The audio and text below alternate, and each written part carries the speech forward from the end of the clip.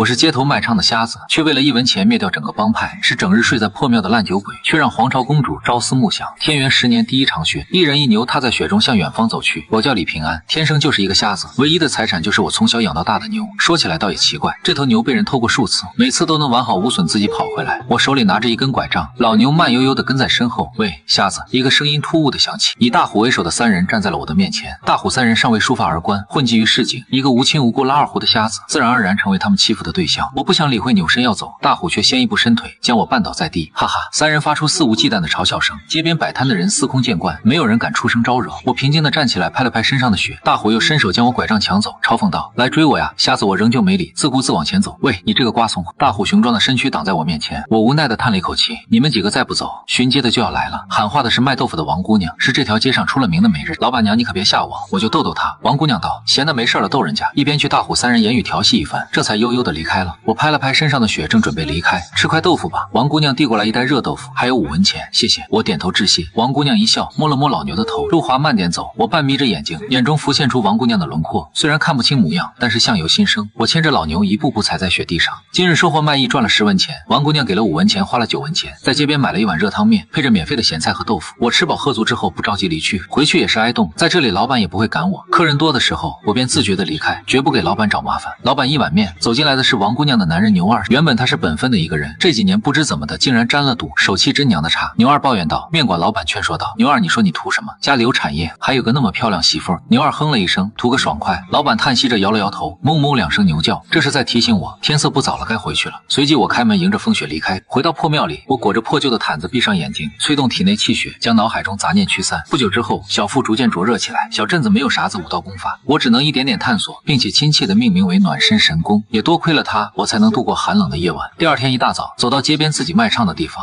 要饭的老刘往旁边挪了挪，来了，我点点头，算是跟同事打个招呼。二胡之声悠悠响起，听说了吗？张家那后生考中秀才了，要大摆宴席。乞丐刘说，你到时候去拉个欢快的曲子，说不定能赏你一桌好酒好菜。我想了一下，一曲奔驰在千里草原在脑海中浮现。等到张家大摆宴席这天，我搬了个凳子坐在院子里，欢快的曲调让众人都忍不住鼓掌。因为这首曲子，我获得了上桌吃饭的机会。糖醋鱼、红肠、烤鹅、烧鸡，平常看不见的菜，极大程度勾起了我的食欲。还没等宴席结束，一群人就嗷嗷拿出袋子，往里面装剩菜剩饭。我并没有抢，并不是不屑于做，而是因为我没有袋子，并且眼睛还是瞎的，抢不过这帮人，于是只能趁机多吃一些。吃饱了肚子，一抹嘴便要离开。这里，有人招呼我是卖豆腐的。王姑娘一手拽着自己的孩子，一手拎着个袋子递给我，你伸手摸摸小半只烧鸡，还有些花生米跟凉菜。王姑娘又伸手递给我一个茶叶蛋，抱怨道：“这群人下手太快了，你先拿着吧。”说完便再次挤进了人群。人声嘈杂，他没听见我小声说的那句多谢。又是一年冬至，我掐着指头算自己年龄。这一年我的生活改善了许多，镇子里的红白喜事，凡是愿意出钱的地方，我都会去演奏一曲。也是这一年，我学会了喝酒，随身物品多了一个酒葫芦。每当我拿起葫芦想要喝的时候，都会闻一闻，然后摇摇头，叹息一声天色不早了。我照例牵着老牛走在夕阳下，忽然我停住脚步，好奇地瞥向一个方向，没有听见熟悉卖豆腐的声音，也没看见那个熟悉的轮廓。王姑娘可能是病了吧。第2日仍旧没见到王姑娘，第3日、第4日同样如此。第5日，你吃过了面，将1文钱拍在桌面上，向账房打听王姑娘的消息。听说牛二那小子欠了一屁股的羊羔利，房子抵押了，人也跑了。我拄着拐杖走出了门，外面下起了鹅毛的大雪。王姑娘家在镇子东面，白墙青瓦，好房子，只可惜风水不好，养了牛二这么个混蛋玩意儿。我敲了敲门，里面没人回应，只有狗吠。有人在家吗？好一会儿，里面才响起一个忏悔微的声音：“是平安吗？”只有王姑娘才会管瞎子叫平安。是我。屋门打开，王姑娘看到我有些诧异，随即说道：“豆腐今天不弄，明天再来吧。”我欲言又止，最后转身便要离开，仿佛我真的只是来买豆腐的。哎，等等！王姑娘从灶台拿了几个馒头，又端来一碗棒子粥，里面还加了根咸萝卜。王姑娘心善知晓，我不会无缘无故来找自己，肯定是日子实在过不下去了。我干脆蹲在门口吃了起来。我突然问道：“以后准备怎么办？”王姑娘一愣，低着头咬着唇，声音带着几分倔强：“欠债还钱，天经地义，我害他们钱就是了。”我没有说话，如果真这么简单就好了，利滚利人家吃定你了。一碗棒子面喝得底朝天，脚步声骤然响起。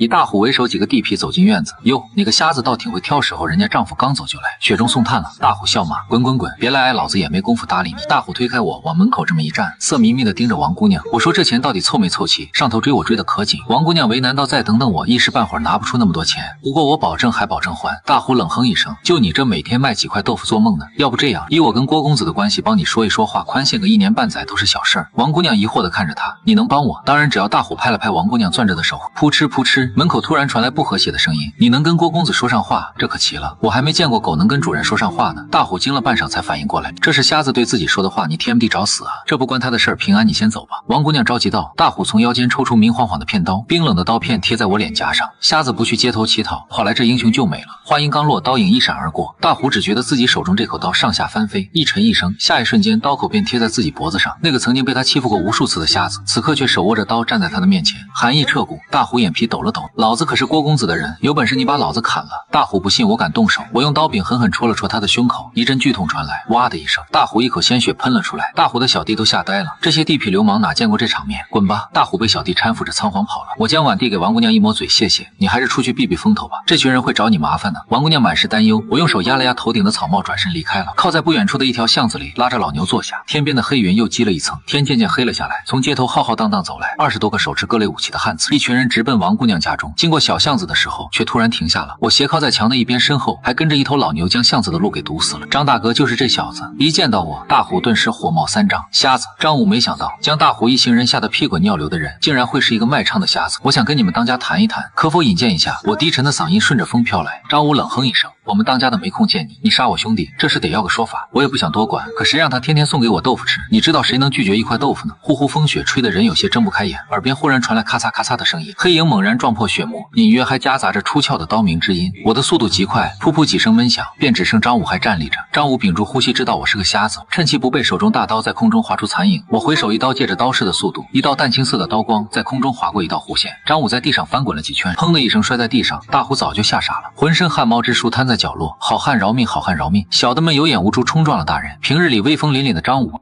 此刻却是趴在地上求饶。我沉声道：“带我去见你们当家的鸳鸯楼。”一个面目狰狞的中年人正搂着一个妖娆女子，一边喝酒一边谈笑风生。砰！打手张武被扔了进来，紧接着走进来一个瞎子。我来找当家的。郭宇眉毛一挑，作为县太爷的侄子，还真没人敢来找他麻烦。他挥挥手示意手下将众多赌客轰走。郭宇站在2楼，居高临下的看着我。我记得你叫你什么来着？李平安。郭宇恍然大悟的点了点头，看不出你本事不小，胆子也不小。阁下过奖了，不过混口饭吃，干嘛跑我地界来抢饭碗？郭宇冷笑，一众手下已经悄无声息包围了我。就在郭宇一声令下，阁下误会了，我与阁下无冤无仇，也不是来抢生意的。镇子东街那牛二的债，这钱我来还，还请阁下给个面子，不要去难为那对母子。郭宇回忆了一下，想起来，不行，那个女人被爷看上了，你要是真舍得，以后花点钱来这儿的青楼，说不定能点到她。郭宇嘴角轻轻勾起一声轻不可闻的叹息，何苦呢？郭宇语气清冷，杀了他。身后一名壮汉挥起剔骨刀朝我脑袋砍去，噗呲一声凄厉的惨叫响起，我的拐杖直戳戳捅进那人胸口，又有2名汉子惨叫一声，庞大的身躯飞了出去。我夺过一柄胡刀，在众人包围中犹如无人之境。一旋猛踏，一步一刀当头劈来，2道身影交织在一起，每一刀都带起凌厉的劲风，一刀接着一刀，快得让人心惊肉跳。几个呼吸间，一旋便已负伤，脱口而出好刀法。离开军营多年，这等高手实属罕见。又是一刀袭来，一旋抬刀想要防御，但这一刀却只是在空中交织成一张大网，飘忽不定。我后退收刀，没有任何花哨的刀光缓缓落下。这是什么刀法？一旋口吐鲜血，带着一种绝望的语气。听风，听风，刀法好名字。一旋重重栽倒在地。郭宇看形势不妙，当即拔腿就要逃跑。我一扭身旋风，一把甩手一刀，直接将郭宇钉在木门上。阁下身手了得，是在下唐突了。牛二的债我不要了。郭宇做着最后的挣扎，我没有说话，用刀给出了答案。摸了摸满身的血污，无奈叹了一口气。你这话要是早说，不就没事了吗？刀已出鞘，哪里还有和谈的余地？我随手掏出酒壶，仰头，那是我最喜欢喝的烈酒，外面的雪很大，比酒还浓，浓得化不开。天元12年新年的钟声刚刚过去，可镇子上却没有半点余人。10余日之前，有人血溅鸳鸯楼，只留下一张纸条替天行道，而行凶者乃是卖唱的瞎子李平安。我的画像传遍了大街小巷，官府出重金悬赏，一时之间，捕快标人蜂拥而出，豆腐卖豆腐了。熟悉的声音，熟悉的小摊，还有熟悉的豆腐香气。王姑娘穿着一身棉衣，小脸冻得通红。在这场灾难之中，她幸免于难，知情人全部葬身于那个夜晚。他像往常一样望向那个方向，只是再也看不见平日里牵着牛的人。崎岖的山路中，我牵着老身，深一脚浅一脚踩在雪地，手中拿着一块冻了的豆腐。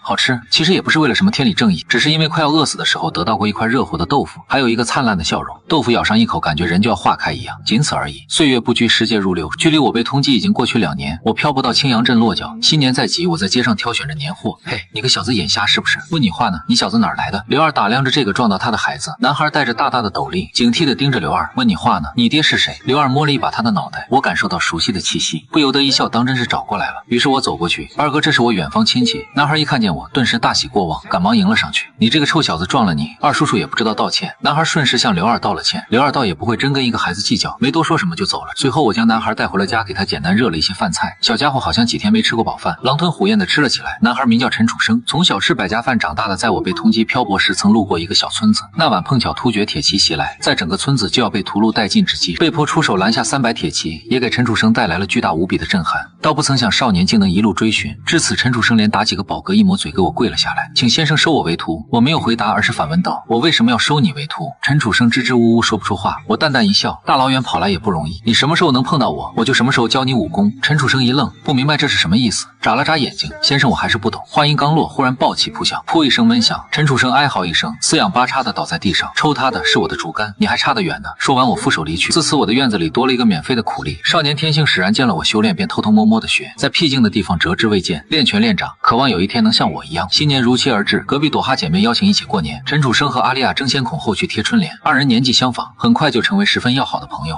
我和朵哈在准备年夜饭，等饭做好了，院子里也多了一个大雪人。楚生和阿丽亚小脸冻得通红。吃完饭后，陈楚生找了一张小方桌，将纸铺在桌面上，拿着笔歪歪扭扭写着字。阿丽亚见了好奇道：楚生你在干嘛呢？在给母亲写信。我惊讶道：你还有母亲？上次在村子里怎么没看见母亲在京城？陈楚生道：爹爹死后母亲就改嫁了。阿丽亚问道：那你为什么不跟母亲一起去呢？陈楚生有些失落说道：我要是去了，母亲就不能去了。阿丽亚当即道：楚生的母亲是个坏人，竟然为了繁华富贵抛弃了自己的孩子，母亲才不是坏人呢。陈楚生抬头，语气加重了几分，小脸上带着几分愤怒，他都把你抛弃了。阿丽亚头一次见一向温和的楚生发脾气，声音低低的：爷爷和爹爹都被突厥人杀死了，母亲无依无靠，她嫁到京城就能过好日子。阿丽亚鼓着小脸气愤说道：那也不能抛弃你啊，我是陈家的男子汉，不怕吃苦，而且我还要为爷爷和爹爹报仇呢。伴随着爆竹声响起，少年如实说道。转眼已是2年，这年陈楚生15岁，满足了当兵的年纪，只是他尚未成功拜我为师。不过在日复一日，年复一年的锻炼下，本来心浮气躁的少年，性子磨练得愈发坚韧不拔，而他的身手也在与我的斗争中慢慢成长了起来。于是在某一天，少年向我告别了，他准备去参军了。这里的生活确实美好，可他仍旧没有忘记自己的使命。离别那天是9月份，我和阿丽亚、老牛都来送陈楚生。阿丽亚泪眼朦胧，将一个包裹交给陈楚生，这是给你做的鞋子，还有一些干粮，你留着路上吃。陈楚生笑了笑，然后郑重地跪下，给我磕了3个响头。先生教诲之恩，楚生永生不忘。我淡淡一笑，用力拍了拍他的肩膀，沉默片刻，轻声道：一路平安。陈楚生走出去好远，回头冲我们招手道：回去吧，等我报完了仇就回来看你们。声音从很远很远的地方传来，烽火连3月家书抵万金。陈楚生的信断断续续从边关传来，从信中我得知他顺利当上了兵，也知道边关时不时在打仗，有消息说最近对突厥要有大动作，大军扎营在不毛之地，天寒地冻，冷得让人发抖。陈楚生穿着一身破旧军装，吸了吸鼻涕，找了个地方生了堆火，小心翼翼地烤着地瓜。爷爷爹，今天我杀了3个突厥士兵，他们年龄都不大，好像只比我大几岁，他们是不是也有亲人了？他们死了，他们的亲人会难过吗？陈楚生自顾自说着，战争仍旧在继续。陈楚生认识了很多朋友，有个年岁跟他差不多的小子，大家都管他叫胖子。胖子是个话痨，之所以当兵是为了挣钱。陈楚生问他，然后呢？胖子说可以买大房子娶媳妇儿，老娘也不用织布卖钱了。陈楚生笑了笑，搂住胖子肩膀，我相信你一定可以。大军开拔，胖子和陈楚生调到了不同的队。临走的时候，胖子将手里的饼掰开2半，后会有期，兄弟后会有期。陈楚生再次见到胖子时，是在打扫战场的时候，这个一心嚷嚷赚钱娶媳妇儿回家孝敬老娘的胖子，现在冷冰冰躺在尸体堆中。陈楚生静坐一晚，随后埋葬了胖子。战争到了白热化阶段，谁都知道这将是最后一战，士兵们都暗自窃喜，打完这场仗就可以回家了。但同时也意味着这场仗会异常惨烈，因为双方谁都清楚，只有杀死对方才能活着回家。临战前一晚，陈楚生磨着手里的剑，听说了吗？我们军营来了个修士，明天他会跟我们一起上战场。军营里士兵们窃窃私语，有一个厉害修士的加入，这让众人都放心不少。今夜无眠，陈楚生坐在树桩上，看着远处朝阳一点点升起，忽然笑了笑。3月刚过，我在家里倒腾着菜园，阿丽亚从围墙冒出头来，大叔楚生有没有来信啊？还没呢，前线战争刚刚结束，士兵们还没安顿下来，信不可能这么快就到。转眼又过去2个多月，陈楚生的信还是没来，朵哈和阿丽亚都担心他出事了。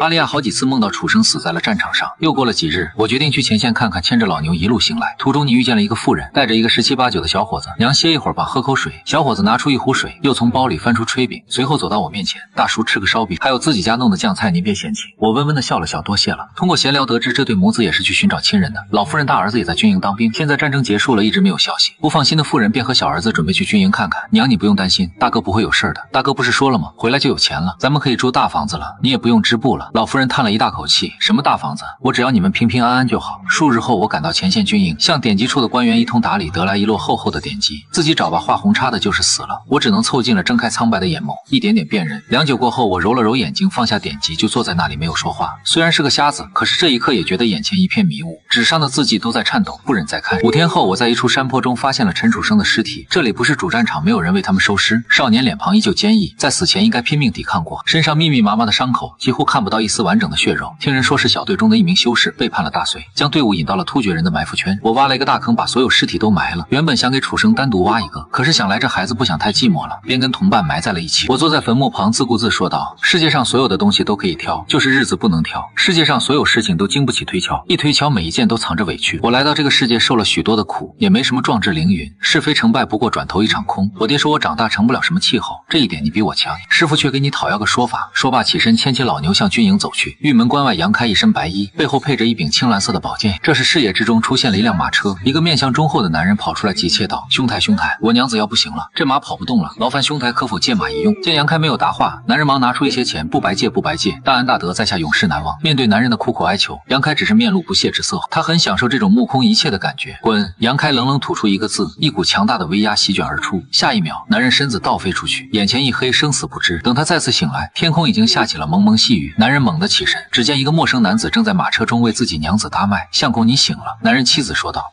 男人正欲说话，忽然胸口一热，一口鲜血喷了出来，淤血化开，还需要养一些时日。我缓缓开口：你夫人的性命暂时无忧了，不过与你一样需要静养，照我的方子吃上3个月。男人接过药方反应过来，多谢恩公救命之恩，说着就要给我跪下。我抢先一步扶住了他，无需客气，举手之劳罢了。说罢便重新戴上蓑帽，起身下了车。再会。在你起身的瞬间，男人清晰听见了金属碰撞的声响，似乎是刀尖相交之声。一人一牛很快便消失在朦胧细雨中。师兄杨开刚刚看到玉门关轮廓，便有几道身影在前方等他，皆是同门子弟一行人，有说有笑，正商量着去了城里到哪家下馆子。细雨微风之中，却有个人影向这边走来。他走得很慢，但一现身就像是一把出鞘的利剑，带着一种天然的杀气。杨开几人纷纷转头警惕地盯着那人。我走到不远处，便站在了那里。杨开察觉到对方气息并非普通人，开口道：阁下有何事？在下想向杨公子讨个说法。我微微低头，感受着雨珠从蓑帽上划过。杨公子是修行中人，自当明心见性，为何要在战场里同外敌，害死128名大隋将士？雨水浸透了尘土，气氛诡异地沉默下来。几位师兄弟诧异地看向杨开，这种事很符合杨开的行事风格。这些年师兄弟早已习惯了，可是帮助境外之敌杀害本国将士，这事情做的属实有些过分了。家国情怀人皆有之，杨开眼中闪过一抹狠色。这种事情他自己不在乎，但是被师兄弟知道了，难免会留下隔阂。但他却又不屑于去反驳，做了就是做了，没做就是没做，讨说法。那你是为他们中哪一个讨说法？杨开反问说出来，杨公子可能也记不得了。我平静道，他不过是众人之中最不起眼的一个罢了。我解开蓑帽的带子，又脱下了蓑衣。这时几人才看清我的腰间挂满了刀尖。杨开嘴角轻轻勾起，不自量力。我忽然笑了，抬脚向杨开走去。最后一个问题，据我所知，你应该不缺那些钱，为什么要帮助境外之人呢？杨开身后的那柄宝剑嗡的一声响了起来。蝼蚁一样的人物死就死了。杨开不屑地出声道，我拔刀出鞘，动作简单朴素。是啊，蝼蚁一样的人物，可是你今天就要死在蝼蚁的手里。我的动作由缓变慢，似乎只在一瞬间，完全没有提速的这个过程。手中的朴刀撕裂雨幕，似是承载少年可悲的梦想，势不可挡。青蓝色的宝剑猛震，一缕细碎的剑影飞射而出，划过一道弧线，朴刀和飞剑相交，强烈的碰撞在周围形成了绝对领域，将纷纷而落的雨水拦截在外。朴刀在巨力之下断成几截，可也短暂的阻碍了飞剑进攻速度。我从腰间抽出另一把细长的刀，我知道凭借粗制滥造的武器不会是杨开飞剑的对手，但一把刀不够，那就2把、3把、4把。蝼蚁虽小，亦能撼响，锵锵锵锵，电闪雷鸣，天地间一片寂静。我保持着冲刺的速度，手上却没有丝毫松懈，一种无形的刀意传递到脑海之中，这是一种奇妙的境界。我的腰间共有9把刀，杨开的飞剑折毁了其中的8把，一刀没有任何悬念。杨开的身子摔倒在雨中，他的脸上却没有死亡的痛苦，有的只是一抹茫然，仿佛是到死都没有反应过来。他没料到我会这么快，也没来得及运转真气，更没来得及使用剑招，只是人生从来没有重来的机会。我深深吐出一口气，此间是廖再会。我没有理会其他人，转身一步步离开。而杨开的那些师兄弟此时全部愣住了，从开始到出手仅仅3个喘息之间，他们望着我离开的背影，嘴角不由自主地抖了抖，直到我和老牛消失在视野当中，无形的压力才消散不少。几人不约而同松了口气。3日后，我牵着老牛返回青阳镇。大叔，大叔！阿丽亚大喜过望，高兴地叫着。我笑着摸了摸他的头。大叔，楚生呢？楚生怎么样了？阿丽亚迫不及待地追问。我沉默片刻，从怀里摸出一封信，他去京城找他娘去了，短则个把月，长则3、5年，叫我们不要担心他。这小子去京城也不知道跟我们打个招呼。害得我担心了这么多天。阿丽亚气呼呼接过信件，鼓着个小脸，等我下次见到他，一定把他揍成猪头。朵哈也走了出来，看了看信，似乎是意识到什么，喜悦的表情僵在脸上。他们父亲当初托大叔转交给他们的信，怎么和小楚生字迹这么像呢？抬起头看着我，大叔，我平静说道，他过得很好，我们就不要再打扰他了。或许哪一天他会来看我们的。春风过杨，柳絮纷飞，像是要吹散少年的梦。可这世上就是如此，努力不一定有结果，用心也会得不到回报。3个月后，丽春院，你这段时间怎么了不在状态？马三娘翘着2郎腿，目光偏向一旁满脸憔悴的我。有一点，我低声回道，算了，那你休息一段时间吧。这段日子正是丽春院忙碌的时候，每个杀手都恨不得一个人当2个人用。偏偏这时候我不能接委托了，离开丽春院买了几张饼，又要了一碗胡辣汤，就坐在市井路边，一口饼子一口汤吃了起来。耳边传来街头巷尾的趣味，听说了吗？最近来了个西域剑客，闹得沸沸扬扬的。听说中原武者到现在为止，已有不下10人败在他手上。那人好奇地问，现在去秋风亭还能看见吗？每隔10日，那名西域剑客便会出现在秋风亭。我默默听着，抹了抹嘴，付了钱，牵着老牛缓缓走了。时间如白驹过隙，我坐在自家门口吃着黄豆，想着心事。大叔，阿丽亚从围墙轻车熟路地翻进来，我听见动静，头也不回道，今天书院放假，那大叔我们去看热闹吧。今天有庙会吗？不是庙会，但是比庙会还热闹，好多人都去看。西域武者跟中原武者打架，我丝毫不感兴趣。但拗不过阿丽亚被拽着胳膊去了秋风亭，随行还有阿丽亚的同窗，一行人有说有笑走得很慢。我跟在几人身后，脸上露出和谐的笑容。想想自己这个年纪的时候还在街上要饭呢。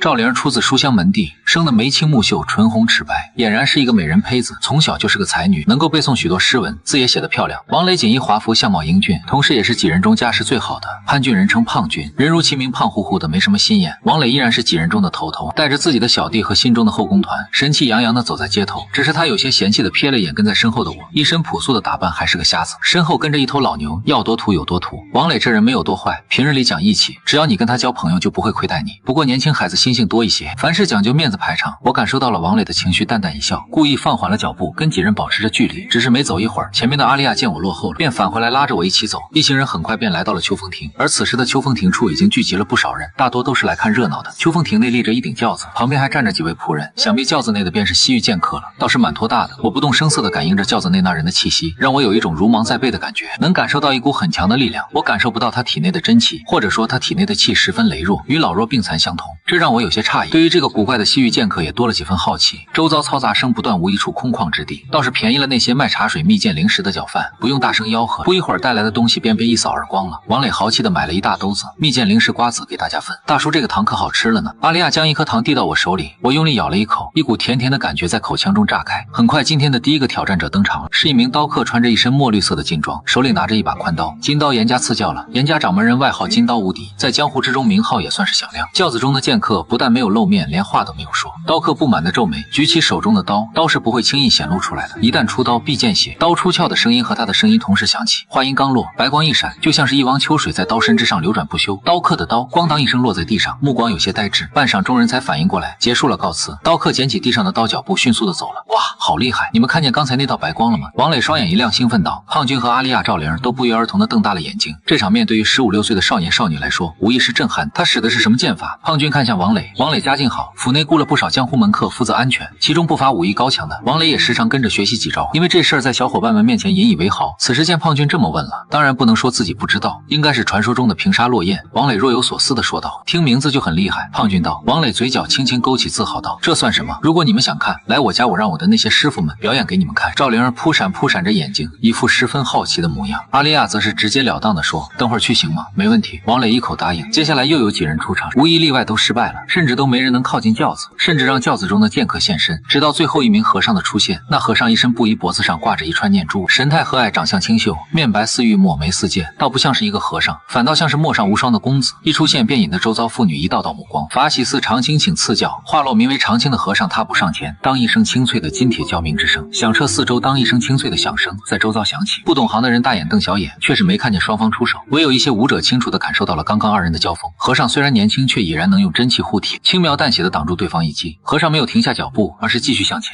在我的感知中，和尚的身上浮现出了一层淡淡的金光，带着一股至刚之力。当当当，两股力量撞在一起，发出一声闷雷般的巨响，形成了一圈又一圈的力道。和尚的肩膀都被震得微微一颤，紧接着他的身体像是被一股巨大的力量推着一样，向后退了一步。和尚定了定心神，继续向前走去，直到走到轿子前不过半步距离，一股热流从他的经脉内涌出，紧接着和尚身子忽然僵住，刺骨的寒意传来，直挺挺地栽倒在地，去找西街的医师王老。一个时辰内经脉还能保住，轿内第一次响起了那名西域剑客的声音。和尚长青强撑着站了起来，在他的手臂上有一道长长的血痕，看起来触目惊心。多谢施主手下留情。说罢转身缓缓离去。这回再无人敢上前迎战了。过了好一会儿，4个仆人抬着轿子朝着东面离去了。看热闹的众人也纷纷散去，想必今天发生的这场面不久后便会传遍街头巷尾。胖俊几人意犹未尽的要去王磊家看看他口中所谓更加厉害的武者。我没想去凑那个热闹，但见我要回去，阿丽亚便也失了兴头。王磊一直试图将活泼灵动的阿丽亚追到手，见状连忙劝阻：瞎子叔去我家坐坐吧，你不是愿意喝酒吗？我家的酒保证你没喝过。我也只好顺势同意了。来到王家府邸，倒真是气势宏伟。庭院占地广，院落里有几座小楼，假山上几条小溪潺潺流淌，俨然是一座王公贵族的居所。好不容易来一次，王磊自然要好好炫耀一番，带着几人在府内转悠起来。来到后院，王磊拉来2个年轻力壮的武者，跟他们耳语了一番。2人心照不宣的笑了笑，都明白小少爷的心思，反正闲着无聊，便当即在院子里比试起来。2人没用兵器，比的是拳脚，拳脚相交，打得难解难分。越打越快时，有呼啸声响起，清脆悦耳，让人听得清清楚楚。就这么一会儿功夫，2人已对了20-30个照面。这在阿丽亚、胖俊、赵灵眼中可比秋风亭那几场战斗精彩多了，一个劲儿的叫好鼓掌。我坐在场外淡笑不语，拳掌相交的声音虽然不绝于耳，可2人耍的功夫都是花架子，外行看起来十分漂亮，内行人却看得出来，比起秋风亭那几场战斗差了几条大马路。2人也知道，并非是真的要分胜负，主要还是逗逗小少爷的朋友们开心。反正皮糙肉厚又都收着力，挨几拳也无所谓。我坐着有些无聊，试图调转体内真气，却只觉得胸口越来越闷心，烦气闷，无奈只得放弃，吐出一口浊气，引得一缕缕清风驱散了心中的燥热。道友也是修行中人，身旁传来一个温和的声音，我微微一愣，方才自己竟然毫无察觉此人到了身边，想来是刚才阴真气乱窜故至，心神烦乱，只是我并未流露出什么表情，平静道：在下不过是个学过几天功夫罢了，谈不上什么修行之人。老者微微眯起眼睛，打量了一眼我，一身素衣，看不出什么法力道行，但沉稳中透着一股清灵，显然是一位实力不俗的高手。我不愿在他人面前露怯，只好屏住呼吸，催动体内的真气，让自己的呼吸变得顺畅起来。好香的酒！老者鼻子微动，我解开酒囊，10余年的佳酿，这还是上次委托时那个开黑店的掌柜免费送的。老者咽了口吐沫，2人当即对饮起来，一面喝酒一面谈话。老者瞥了一眼我身后的2胡先生懂旋律，勉强混口饭吃罢了。不知老朽可否有幸能听先生一曲？我温温笑了笑，这人谈吐不凡，想必不是王家的长辈便是贵客，自己冒昧来做客，哪里有拒绝的道理？当即解开绑在2胡上的绳子，那就献丑了。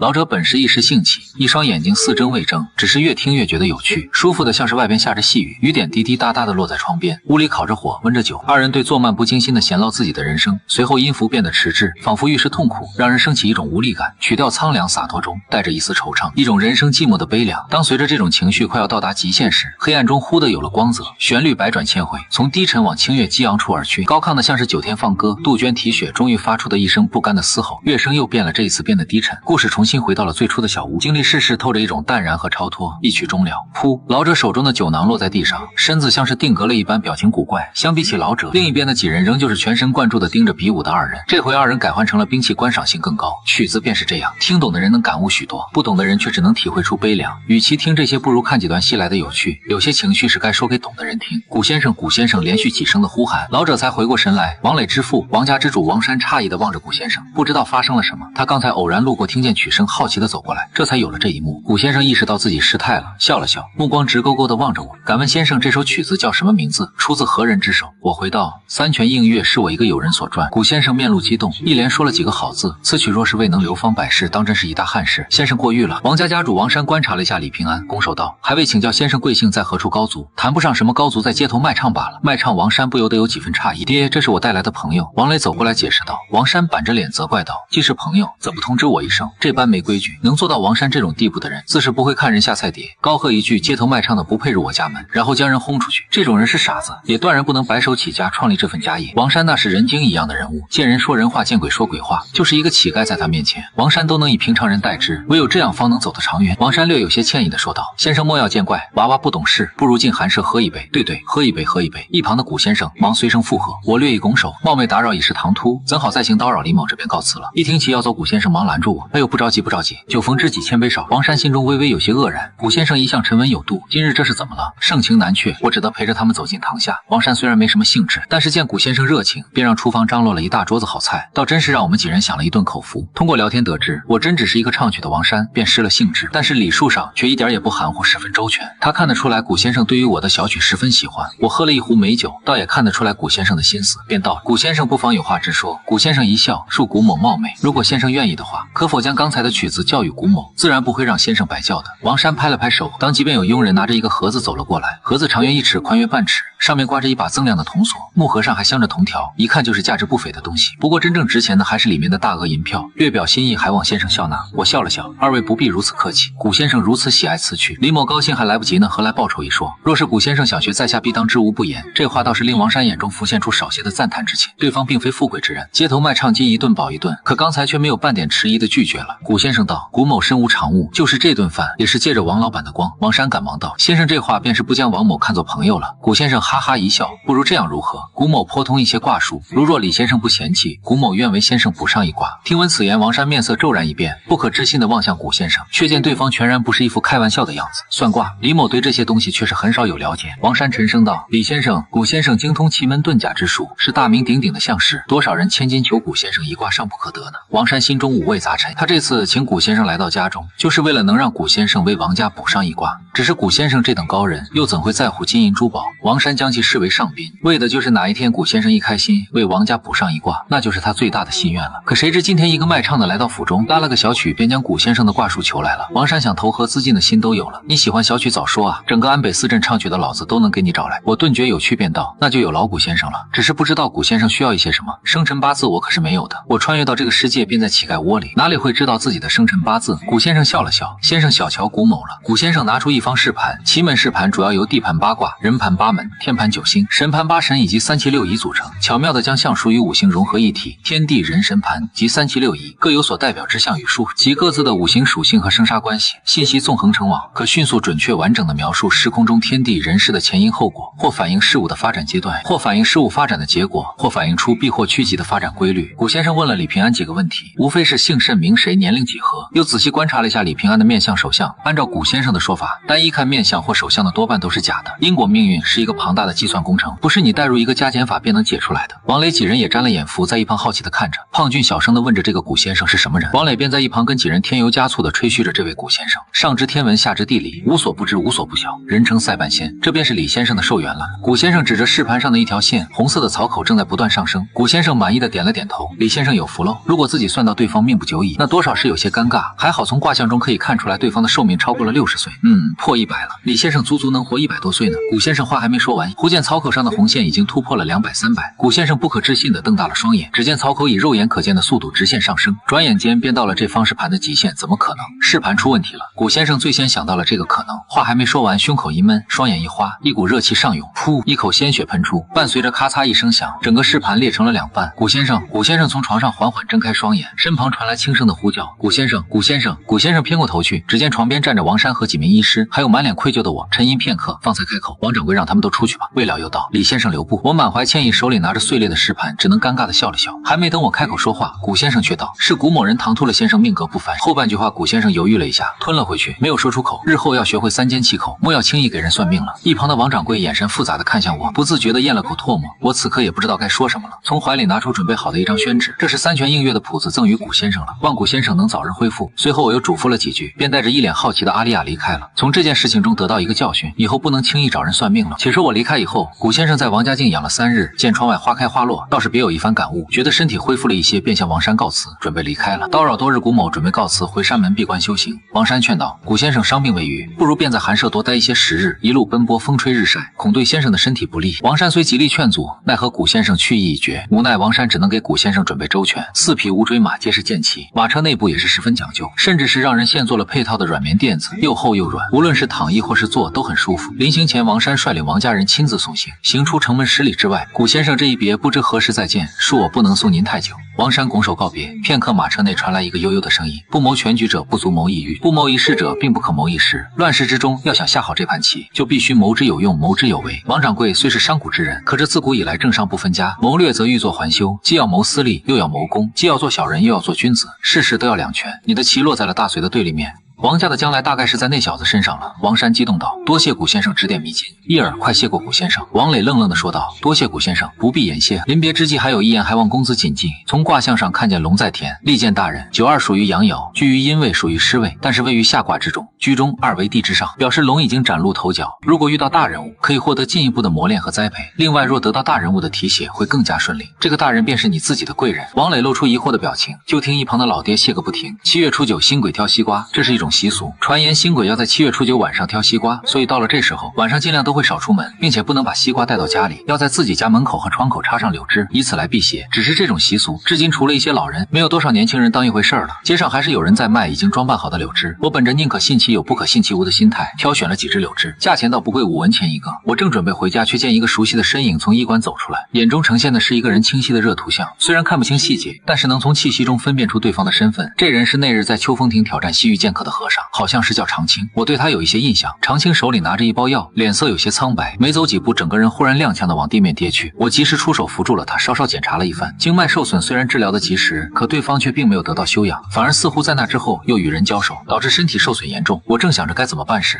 老牛哞地叫了一声，示意我将这和尚放在自己背上。我稍稍犹豫了一下，便将人放在老牛背上，暂时将他带回了家。长青从昏迷中醒来，打量了一眼四周的环境，喝点药吧。我端来一碗汤药，长青忙起身，多谢施主，不必客气。禅师在秋风亭一战受损严重，应当好好静养才是。长青和尚念了一声阿弥陀佛，技不如人，一笑大方罢了。我安慰道：自古不以成败论英雄，何来嘲笑之说？长青笑了笑，接过我的汤药，稍稍抿了一口，一仰头便将药喝了下去。片刻的功夫，顿觉神清气爽，眼前一片清明，体内仿佛有一股热流在经脉中奔腾起来，顺着丹田流向四肢百骸，不但不再觉得寒冷，反而有一种灼热的感觉。每吸一口气，都有一股热气，四肢百骸舒畅无比。长青和尚一愣，自家调配的药方没什么高明之处，禅师可觉得舒服一些。长青点头如捣蒜，多谢施主，多谢施主。想必这药材价钱不菲，奈何小僧身无一物，不知该如何报答，无碍举手之劳而已。禅师可否跟寺庙的师兄弟同行？在下也好去通知一下。长青道：在下独自一人在外游历，并无友人同行。那禅师便在寒舍休养一些时日。长青本想拒绝，可想了想自己这身体状况，倒真是不允许他做出别的选择。阿弥陀佛，多谢施主，贫僧感激不尽。长青和尚便暂且在我家里住了下来。一晃眼数日过去了，在我的调理下，长青和尚的身体逐渐恢复了过来。和尚与瞎子倒是蛮谈得来的。长青去过许多地方，各地的风土人情、民间故事、旅途经历都令我十分感兴趣。我身上也有许多吸引长青的地方。我们二人越聊越投机，关系也越来越融洽。虽然只是短短几日，却已结下了深厚的友谊。这日我正在家中锄地，忽然气尽力竭，体内那股乱窜的真气再度暴走，盘旋着冲入我的丹田，冲击着我的心脉，令我气血翻腾，腹部发出一声闷雷般的响声。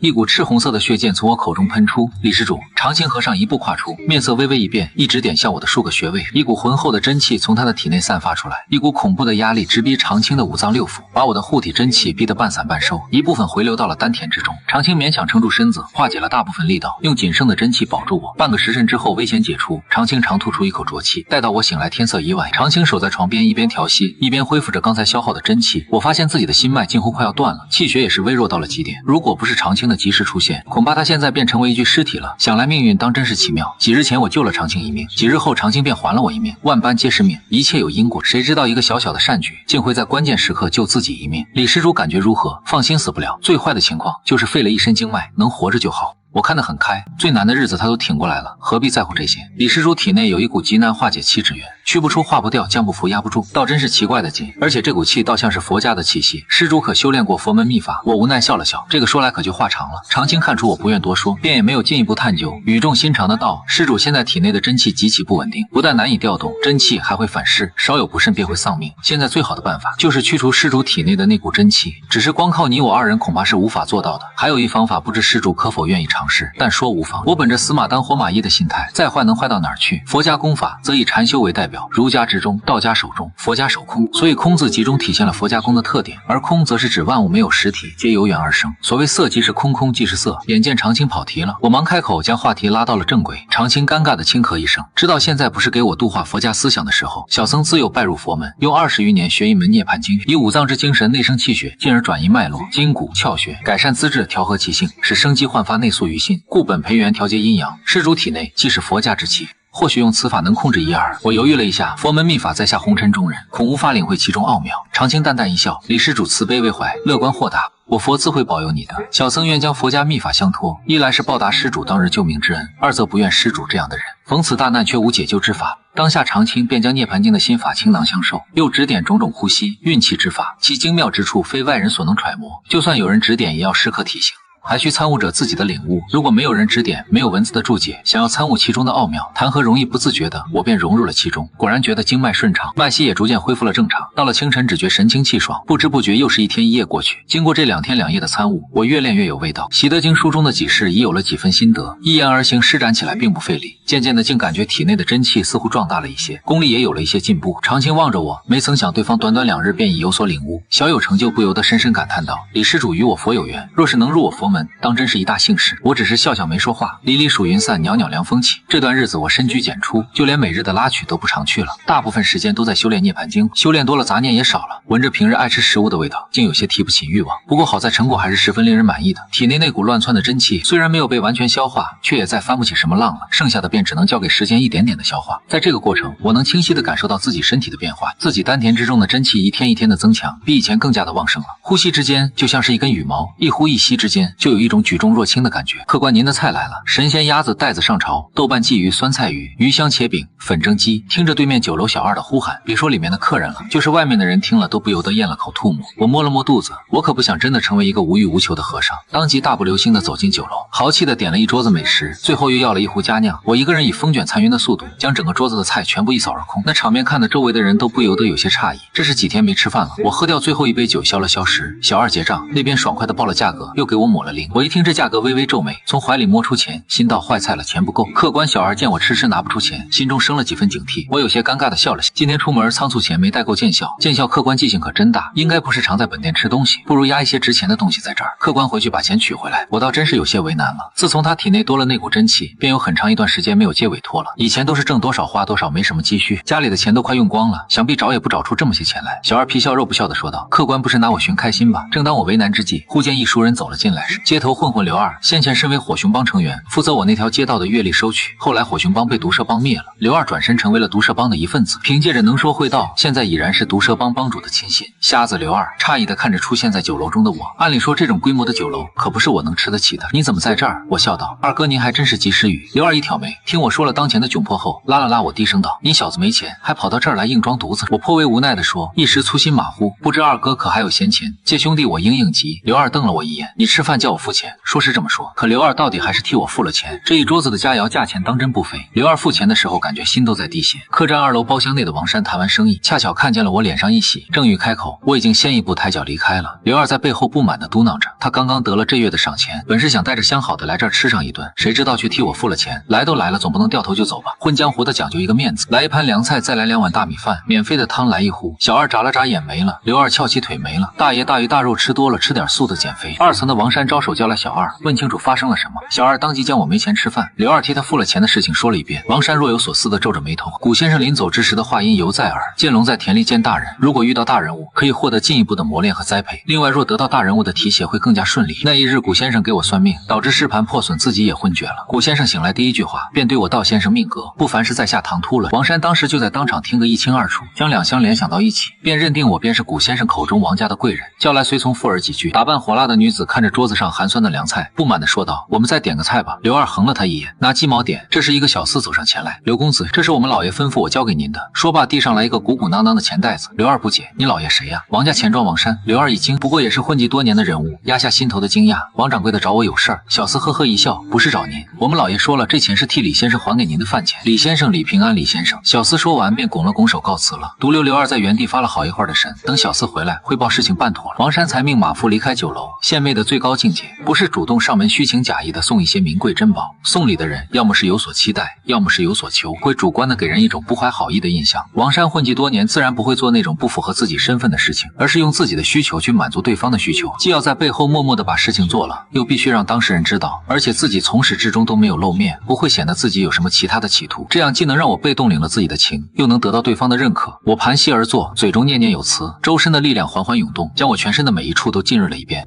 我的身体微微晃晃动，隐隐带着一种韵律，似乎与周围的环境融为一体。半晌之后，我深深地吸了一口气，鼻息里满是污秽的味道，但是我却有一种说不出的轻松。施主欲速则不达，长青在一旁提醒道：“我确实有点心急，不过再这样下去，连饭都吃不起了。”想到这儿，我休息了一会儿，便拿着自己吃饭的家伙出去了。来到熟悉的街角，旁边的乞丐见我来了，连忙让出地方，还用袖口在地上擦了擦。我有钱的时候，时不时的抛给乞丐几文钱，或者将家里的旧棉袄被褥送给这些人，所以周边的乞丐跟他混得很熟也好，实在混不下去了，加入丐帮也是个不错的选择。这么想着，我如往常一样拉起了小曲。翌日晨登天竺山，山殿朝阳晓。我早早起了床，坐在床沿上，一遍又一遍地练习着涅槃经。时间一息息流过，我一遍又一遍地念着经文，细细品味着其中的含义，竟然豁然开朗，沉浸在玄奥的经文中，心中一片清明。不知道过了多久，我回过神来，浑身前所未有的舒畅，仿佛在长期的劳累和痛苦之后，突然获得了一种宁静和自由的感觉，就像是一汪干涸的湖水被注入了一股活水，充满了勃勃的生机。3、4日的时光转瞬即逝，小院中时不时传来破空的声响，我活动着许久未曾动过的身子，骨渐入佳境，天空湛蓝如洗，带着一丝凉意，却又带着一丝清新。依靠涅槃经与命格勤能补拙，我体内的真气虽然还没有完全消化融入血脉，可也绝不会发生上一次险要了我命的事情，剩下的便只是时间问题了。本以为接下来的日子漫长平淡，倒是发生了一件趣事，我得知了王山为自己还债的事情。不管怎么说，都是得了人家的人情，不道一声谢，恐怕是说不过去的。想来王家府内不缺什么东西，我便从院子里那棵椰枣树上摘了一大包枣，略表心意。王山则顺势将我留在府内吃了一顿便饭，趁着吃饭喝酒的功夫，一边对我拉的二胡赞不绝口，一边换来自己的儿子王磊，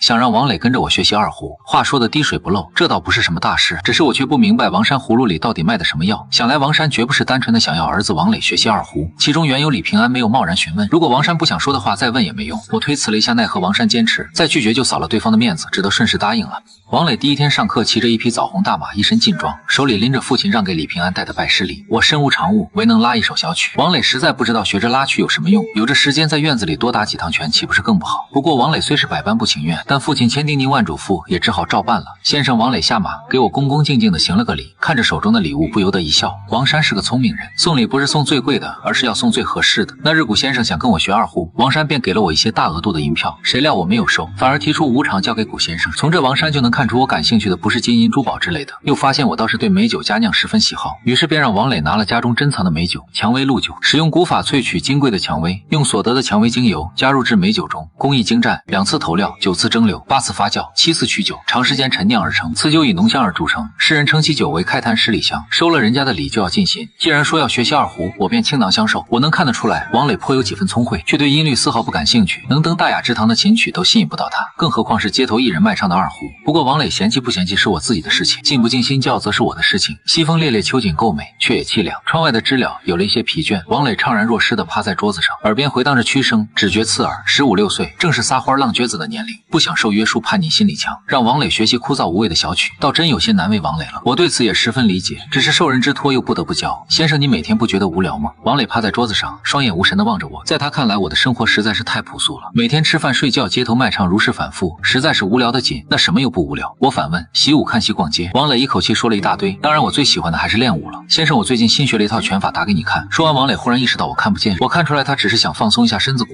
便道无碍，看不见却能感受得到。王磊大喜，当即起身快步走进院子里，伸手将腰间的腰带一紧，运气一口气在丹田中摆了个拳架，一招一式的练了一遍。这几个动作招式一气呵成，想来是练了许久，每一招每一式都恰到好处，只是翻来覆去便只有这几招了。我笑了笑，倒是不乏率性可爱。打了足足半个小时的拳，王磊才满身大汗的跑回来。先生怎么样，厉害吧？王磊得意洋洋的说道。确实厉害。王磊道。先生你看不见，你若是能看见便知道我有多厉害了。3、5个壮汉都进不了我的身。我挑了挑眉，竟然这么厉害，那当然了。王磊打量了一眼我的身子骨，想说先生这体格子我一个能打8个，话语出口又觉得有些不太礼貌。先生以后谁欺负你了可以找我。我笑而不语。窗外传来悦耳的鸟鸣，我听见这声响知道是马三娘找他了，便道今天就到这儿吧。好嘞，一听下课，王磊顿时大喜。王磊离开以后，我从后院的小门离开，来到丽春院，找我什么事儿？身体恢复的怎么样？马三娘对着镜子为自己戴上最新款的玉簪，勉勉强强有委托。倒不是，只是有一个赌局，估计你会很有兴趣。说着马三娘转过头，好看吗？我毫不犹豫，好看。真会敷衍看不见，都说好看。马三娘翻了一个白眼，将话题引了回来。那个西域剑客的事情你都知道了吧？那个西域剑客最近可是出尽了风头，地下赌局的盘子也是越来越大，从最开始的赌谁能打败他，到现在已经细分出挑战者在几步之前倒下，二人会出多少招？我们得到消息，这人再过几日便要离开安北四镇了，怎么样，有没有兴趣打赢他？到时候我们狠狠赢上一笔。我沉默片刻，会不会太出风头了？你到时候蒙个面不就完了？马三娘无所谓的说道。可是我的原则，赌金4、6开，妥了，快，还有最后半个时辰就要收盘了，想要下注的抓点紧。一个穿着青衫的汉子大声喊道，刚喊完，那边就有人喊着要倒倒茶。汉子忙跑了下去，楼上赌场，楼下茶店倒是相得益彰。安北四镇的赌坊大概有200余家市井的酒楼、茶店、妓院等都是赌博的场所。二哥还没想好那个西域剑客铁定赢，不用想，刘二吊着一根杂草，为难的看着手上的2张牌。西域剑客已是常胜将军，可这一次丽春院的马三娘下了一大笔钱，赌的是西域剑客败。马三娘一向不打无把握之仗，刘二怀疑这其中有什么猫腻，所以迟迟不敢下决定。正在这时，脚步声响起，我走了上来。刘二看见他略微诧异，瞎子你怎么也来赌钱了？我将手里的袋子放下，院子里的树结的椰枣熟了，刚好路过，便给二哥带了一些。上一次替我姐为付了饭钱，还没感谢二哥呢，小事小事。刘二摆了摆手，忽然又想起什么来。哎，对了，你跟王家钱庄的王老板怎么认识的？我随口道，王老板喜欢我的曲子，仅此而已。刘二恍然大悟的点了点头。上一次王山替我还钱，他还以为我跟王山有什么关系呢。瞎子你来的正好，帮我看看我赌谁赢。刘二实在纠结的要命，便随口问问我怎么说。赌局本质上就是一个风险性的游戏，一半对一半的概率，与其纠结，不如交给命运。如何交？刘二问我，探出一只手，握住了刘二右手中的牌子。待我离开了茶馆，刘二回过神来，看着手中的牌子，不由得陷入了沉思。雷声千丈，落雨色万风来。王磊看着外面落下的暴雨，跌下这么大的雨，今天我能不能不去李先生家学二胡了？不行。王山一口拒绝，爹，我就请1天假。王磊祈求不行。王磊知道自己说不动，老爹心中满是无奈。他当然不是害怕这瓢泼的暴雨。今天是西域剑客在安北四镇的最后一日，之前的每一场王磊都没有落下，统共算下来，败在西域剑客手下的敌人共有100余号人。而今天传言将会有一个神秘高手出手，地下赌庄的盘子据说已经是一个天文数字了。这么精彩的决战，王磊当然不想错过。可偏偏是今天他要去学劳狮子二胡。王磊太了解老爹的脾气了，说一不二，他认定了的事9头牛都拉不回来。无奈王磊只能冒着大雨来到了我的小院当中。屋子内放置着一个小巧玲珑的暖炉，壁炉前老牛正懒洋洋地看着炉子里的柴火，一大块木柴在噼里啪啦地燃烧着。房间里弥漫着一股肉香和松香。阿丽亚坐在一个蒲团上，舒服的似乎快要睡过去了一样。闲来无事的时候，他也会跟着我一起学学二胡，醒一醒。我敲了敲阿丽亚的脑袋，王磊则心如死灰的一屁股坐在蒲团上，眼神中充满了对外界的向往。二胡声悠悠吹得灯火摇曳，风一吹树梢都在摇晃，雨水顺着庭檐流下来。秋风亭几棵古树撑起了一片天然的防护，一道道身影在罗伞上一一浮现。有身份地位的人无一不是让家仆或下人抬着轿子，风大且急，轿子却像是平湖上的一叶扁舟，轻盈的没有一丝晃动。今时不同往日，秋风亭安静的只有呼啸的风声和雨落之音，闲杂人等只能远远的张望着。虽然也有人想要往里面挤一挤，只是见四周皆是清一色的汉子，或腰佩短刀，或背着短棍，每个人身上都带着一股彪悍之气，便不敢再上前了。盘子越开越大，这种武斗赌局哪里会少得了本地的帮派？毒蛇帮的帮主虽然在旁人眼里已是江湖地位极高的人物，只是现在却连轿子都坐不上，只能混迹在人群中，远远地望着秋风亭的方向。一旁的刘二道帮主听说这次丽春院的三娘请了一位神秘高手，而且还下了一大笔钱赌西域剑客输，怎么还没看见神秘高手的人影？废话，都说是神秘高手了，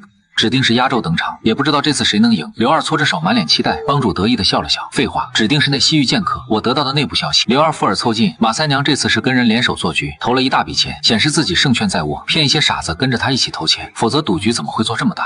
西域剑客的实力大家都是有目共睹的。刘二满脸震，马三娘这么做自己不也赔钱吗？说你傻你就不聪明。帮主给了刘二脑袋一下。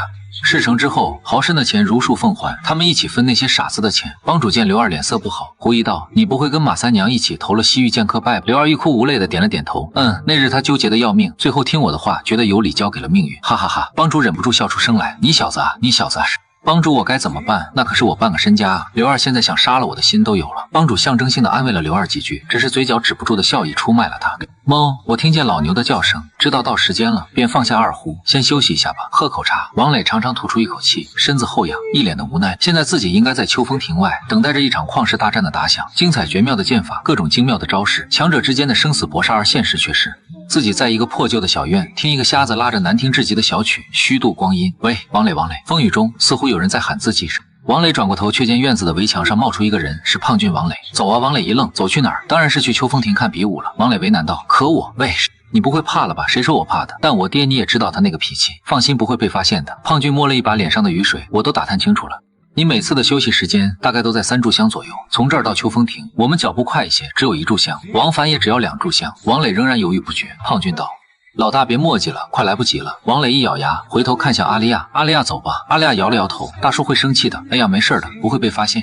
王磊拽上了阿丽亚，想着到时候就算被发现了，有阿丽亚在能为自己分担一下压力。他倒是不怕我，只是担心我会将这事情捅到他父亲那里。二人打着伞走出门外，赵连也来了，站在墙边冲他们挥手跑。4个正值青春年少的少男少女一起撒了欢的向秋风亭的方向跑去。当真在1炷香内跑到了秋风亭，只是此时的秋风亭早已是人满为患，这也看不见啊！阿丽亚垫着脚尖，根本连个毛都看不见。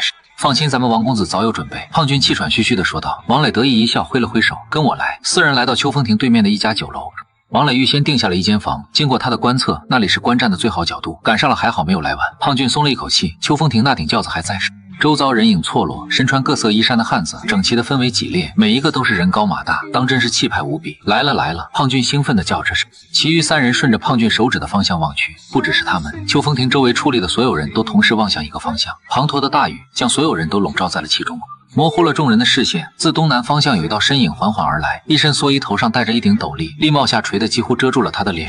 仔细一瞧，对方脸上戴着一顶廉价的猴脸面具，被水一浇都有些掉色，也不知道是从哪个地摊上买的。左手则握着一把薄而利的雁翎刀，不是什么珍稀名贵的刀，这种刀相反十分的廉价，大隋尚武，所以腰配武器之人并不少见。武器各有不同，也分3、6、9等制。这种雁翎刀在市面上很常见，便宜皮实，但稍微有一些家底身份的人便不屑于佩戴此刀，因为佩戴此刀的人多为落魄之人。久而久之，这刀便有了穷刀一说。他走向轿子，右手握住刀柄，锵锵锵，箭如飞芒。他的身体被割出一道又一道的口子，然而每一箭都是浅尝辄止，并没有雪花飞出，仅仅只是划破了蓑衣。距离轿子还有6步，在场的人都清楚6步之内倒下了多少所谓的高手，箭鸣声不止。每一箭都是雪花般的剑影，雨幕被剑锋撕卷开裂，让每一个目睹这一剑的人都有一种难以承受的感觉。1步2步，每一步都沉重无比，每一寸都充满了危险。明明这么冷的天，旁观的人却手心都在冒汗。4步5步，还剩最后1步，所有的人的心都被提了上来。一道明亮的光影现身，突兀的光芒照耀在所有人的眼中，刺骨的寒意让所有人都不寒而栗。被风卷动的雨珠骤然四散，众人或许不知道这一剑的奥妙，但刺目的剑芒就像是一座大山压在他们的胸口，让他们承受不住这样的压力。雨越下越大，视线也变得模糊不清，一股股冰冷的感觉从暴雨中传进了每一个人的体内，剑光交织，密密麻麻，就像是一张大网向4面8方散开。然而直到为止，那人都没有拔刀，他好像在等一个决定胜负的机会。最后1步迈出，6步，所有人心都为之一逆。这是自秋风亭这顶轿子出现后唯一一次有人走到如此近的距离。刀出鞘，没有任何声音响起，想象中刀鸣似龙吟的声音仅存在想象之中，终归只是一把普通的刀。然而这一刀却像是要劈开一条路，没有人能够想象这一刀的威力，至少在场的所有人都无法形容这一刀的神韵。轰！刀锋像是一条笔直的线，没有任何诡异的角度，也没有任何的变化，沉稳如山，以一种最简单的方式，以惊人的速度前进。随后缓缓落下，轿子4分5裂。轿子中那名神秘的西域剑客第一次出现在了众人眼前，身影交错，一切重归寂静，空气中紧绷的杀气消散于无形。西域剑客沐浴在雨中，胸前第一个扣子无声地落在地上，他低下头，怔怔地望着那枚掉落的扣子。能摘你扣子，就能要你的命，我输了，得罪之。收刀入鞘，压了压笠帽，向远处走去，回到熟悉的小巷，从后院入门脱下蓑衣蓑帽，虽披着蓑衣，但到底还是沾了水，薄纱沾在身上，又湿又冷。我身子一抖，潮湿衣衫上的水滴被真气迅速驱散，浑身烟雾缠绕，热气翻滚，一滴水珠从额头滑落，片刻便消散于无形。不一会儿，便再也看不出我身上有半点被雨浇过的痕迹。我走入里屋，老牛眯着眼趴在火炉旁，屋内早已不见王磊和阿丽亚的身影，我便走了出去。过了一会儿，院子中传来急促的脚步声，完蛋了，大叔肯定会生气的。2道身影急匆匆地跑入院子里，小点声。王磊抹了一把脸上的雨水，因为跑得太急，身上都被浇透了。时间赶趟，他肯定发现不了，我们身上都湿了，大叔怎么会发现不了？王磊道：“你忘了他是瞎子看不见的。”2人简单擦了擦湿漉漉的头发，随后走进屋内。秋风萧瑟，冷人得紧，再加上这无情的雨，2人不由自主地往火炉那边靠了靠。片刻之后，我走了进来，仿佛什么事情都没有发生。我刚才仅仅只是进屋小眯了一会儿，继续上课。阿丽亚打了个哆嗦，努力让自己的呼吸变得平和，可是跑了这么远的路，怎么可能这么快缓过来？王磊也强忍着呼吸频率，但还是控制不住的喘着粗气，因为害怕被我发现什么破绽，只好主动开口混淆视听。今儿的风可真大。是啊，雨也大，我头也不抬地说。王磊抿了抿嘴唇，正想找一些别的话题，就听我道：“锅里给你们熬了姜汤，屋里还有棉毯，一人披上一件，待会儿再喝几碗姜汤，免得受了风寒。对了，让你们的朋友也进来吧。”外面冷，王磊和阿丽亚2人尴尬地对视一眼，心里清楚，这是发现他们跑出去了。裹着棉被喝了姜汤，4人顿觉身上舒服多了。外面的雨已经小了许多。王磊身子后仰，双手撑着，脸上露出陶醉羡慕的表情，仿佛还没从秋风亭那场战斗中回过神来，嘴里嘟囔着什么手作剑指，虚空乱画着，仿佛他就是秋风亭中那个神秘的刀客。刚才那场战斗实在是太精彩了，你说什么时候我能变得跟那人一样厉害？王磊感叹道。阿丽亚将小脸埋在碗里，抬起头来。那个神秘高手为什么要戴面具啊？王磊说，高手都这样隐藏自己的身份，你见过哪个高手招摇撞势的？也是阿丽亚若有所思的点了点头。胖俊道，按照话本小说的设定，这种神秘高手说不准就是缺了牙的马夫，街头的乞丐，反正不惹人注意就对了。王磊翻身站了起来，哎，你们说我要是找到了他，他会不会收我为徒？胖俊摇了摇头，老大你什么都不知道去哪儿找，只要功夫身铁杵磨成针，不找怎么知道找不到？王磊坚定地说道。我默默地坐在一旁，聚精会神地观想《涅槃经》，虽然只有寥寥数千字，但我每看一遍都会有一种截然不同的感觉。每一次回想，我都能感觉到自己意念变得更加的坚定，更加的凝练。先生，你会写字？不知何时，赵灵儿凑了过来。小心翼翼地望着案桌上压着的几张整整齐齐的宣纸，写着玩玩罢了，我可以看看吗？赵玲小声道。得到了我的同意时，赵玲拿起宣纸细细看了一眼，不由得睁大了眼睛。她自幼长在深闺，父亲乃是远近闻名的读书人，家中学识氛围浓厚，琴棋书画自然无比精通。此刻见我的字，自是雄毅如龙，跳天门虎，卧凤阙，一横一竖都给人一种气吞山河的感觉。天行健君子，以自强不息。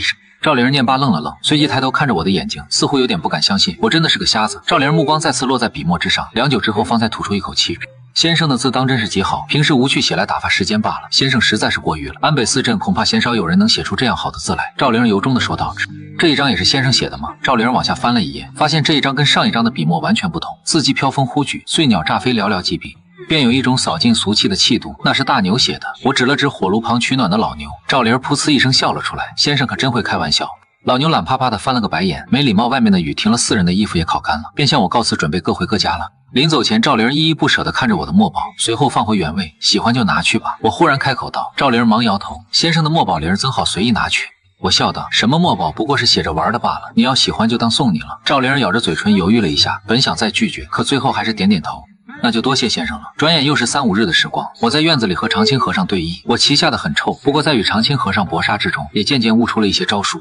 再加上命格气能捕捉的作用，很快便有了一些造诣。双方你来我往，两军厮杀。随着长青强攻不成，棋盘上的形势逐渐偏向于我。我脸上露出了颇有成就感的笑容。不枉自己兢兢业业这么多时日，终于要赢长青一盘了。长青手捏黑子，皱眉沉思。忽然长青将手中黑子放下，一挥手将棋盘上的棋子打散。君子以自强不息，命运多舛，国难当头，你我却只能在这儿玩物丧志，空磨时间，可悲可叹。我看着被打散的棋盘，为了不输我，你还真是找了一个好借口。长青若有所思地昂首迈步离去，小僧要研读佛法去了。玩物丧志，玩物丧志。我沉默片刻，那重新来一盘，那便重新来一盘吧。长青转过身，过了一会儿，玩物丧志，玩物丧志。长青一边叹息，一边转头了。我看着还没有下完的棋盘，不当人子。